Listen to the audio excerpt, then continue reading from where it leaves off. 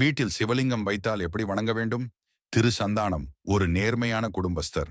தமிழகத்தில் திருவள்ளூர் மாவட்டத்தில் உள்ள ஒரு சிறிய கிராமத்தில் தன் மனைவி காவிரியுடன் வசிக்கிறார். அவர்கள் வீட்டு பூஜை அறையில் சிவலிங்கம் ஒன்றை வைத்திருக்க விரும்பினார்கள். ஆனால் சந்தானத்துக்கு ஒரு கேள்வி. வீட்டில் சிவலிங்கம் வைக்கலாமா? அதை எப்படி சரியாக வழிபட வேண்டும்? அவர் சில நண்பர்களிடம் கேட்டார். யாரும் தெளிவாக சொல்லவில்லை. சிலர் தடை என்றனர், சிலர் பரிகாரம் தேவை என்றனர்.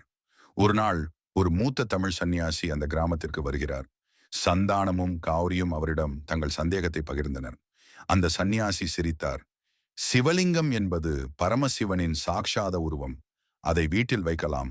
ஆனால் ஒரே ஒரு நிபந்தனை, நீ அதனை சுத்தமாகவும் பரிசுத்தமாகவும் தினமும் நித்திய பூஜை செய்ய வேண்டும். வீட்டில் சிவலிங்கம் வைக்க வேண்டிய விதிகள்.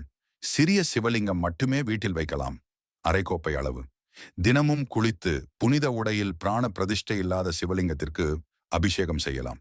தண்ணீர், பால், தேன், இளநீர், வில்வ இலை, பஞ்சாமிர்தம் போன்றவற்றால் அபிஷேகம் செய்யலாம்.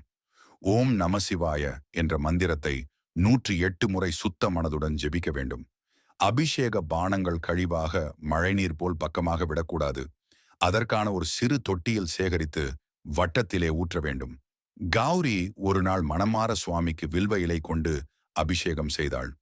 அதன் பிறகு வீட்டில் நிம்மதியும் சந்தோஷமும் அதிகரிக்க தொடங்கியது. அவரது கணவர் சந்தானத்திற்கு வேலைவாய்ப்பு கிடைத்தது. குழந்தை பிரச்சனை தீர்ந்தது. நிதிநிலை மேம்பட்டது. அவர்களது வீடு சுபமாக மாறியது.